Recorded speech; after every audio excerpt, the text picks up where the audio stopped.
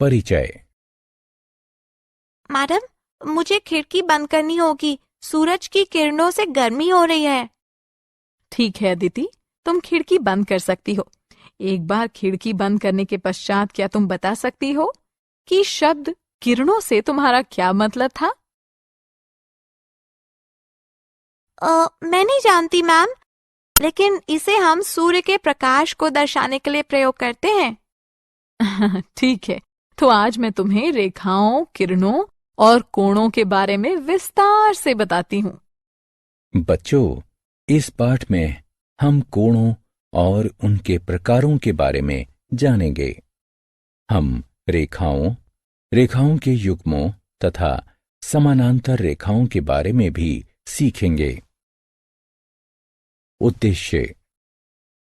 इस पाठ के अंत में आप निम्न करने में सक्षम हो जाएंगे: विभिन्न प्रकार के कोणों को पहचानना, रेखाओं तथा रेखाओं के युग्मों का वर्णन करना, समानांतर रेखाओं की व्याख्या करना।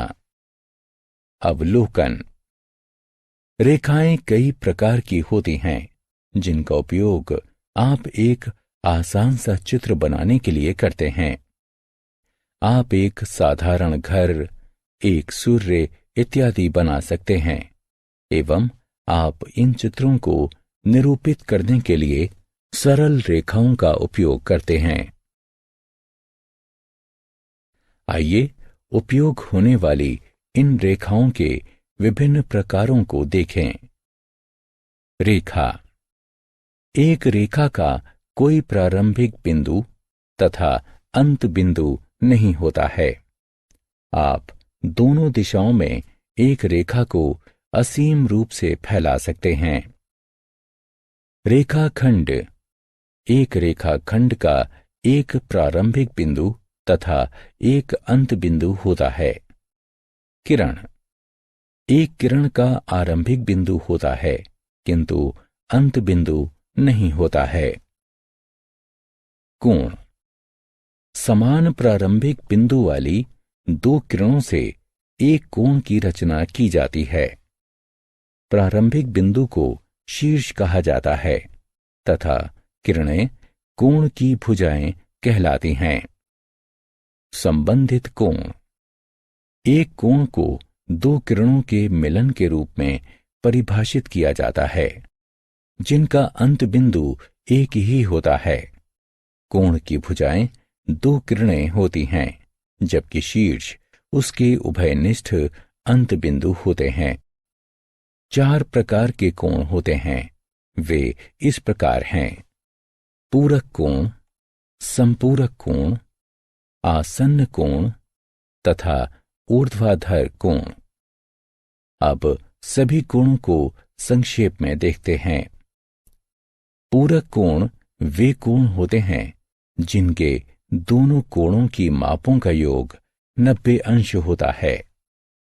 संपूरक कोण वे कोण होते हैं जिनके दो कोणों की मापों का योग 180 अंश होता है। आसन्न कोण वे कोण होते हैं जिनका एक उभयनिष्ठ शीर्ष होता है तथा एक उभयनिष्ठ भुजा होती है, किंतु कोई अंत बिंदु उभयनिष्ठ नहीं होता है। जिनकी भुजाएं उभयनिष्ठ नहीं होती हैं, ऐसी भुजाओं के रूप में किरणों वाले आसन्न कोणों का युग्म एक रैखिक युग्म कहलाता है। ऊर्ध्वाधर कोण वे कोण होते हैं जिसके दोनों कोणों का एक शीर्ष उभयनिष्ठ होता है तथा जिसकी भुजाएं दो रेखाओं का निर्माण करती हैं। प्रतिच्छेदी रेखाएं। दो रेखाएं अलग अलग तरीकों से एक दूसरे से जुड़ी हुई होती हैं। आइए प्रत्येक तरीके को अलग अलग देखते हैं।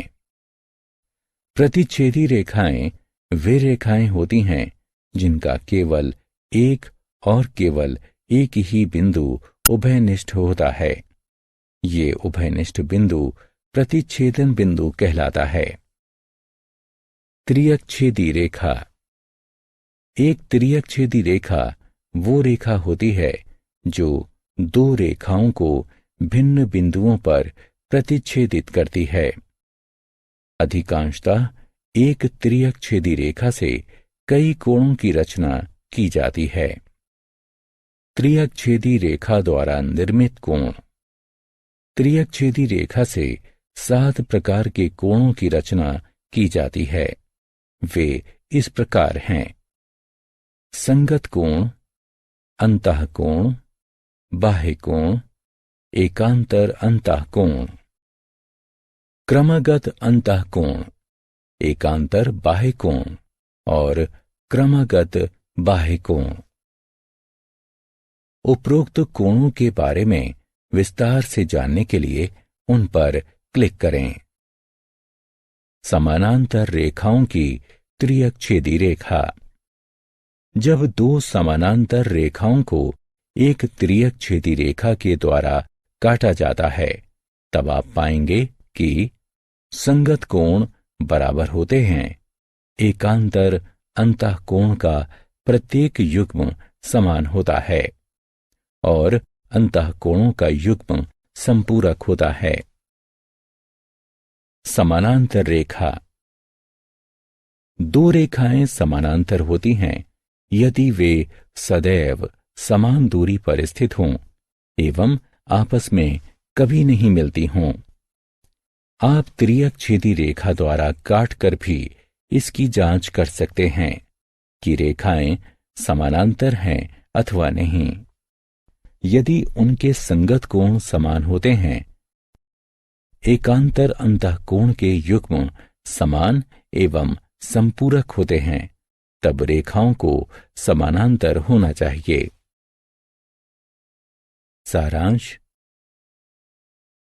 आइए हमने जो कुछ भी सीखा है उसे संक्षेप में दोहराएं। रेखाओं का कोई प्रारंभिक बिंदु नहीं होता है।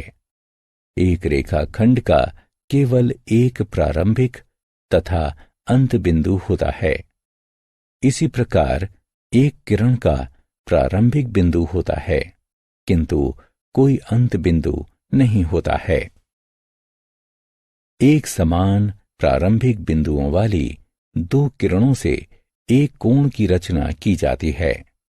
दो रेखाएं 4 तरीकों से परस्पर जुड़ी हुई होती हैं। प्रतिच्छेदी रेखाएं, त्रियकछेदी रेखाएं, त्रियकछेदी रेखाओं के कोण तथा समानांतर रेखाओं की त्रियकछेदी रेखाएं। यदि संगत कोणों की मापें तथा एकांतर अंतःकोणों के युग्म समान होते हैं, तब रेखाएं समानांतर होनी चाहिए।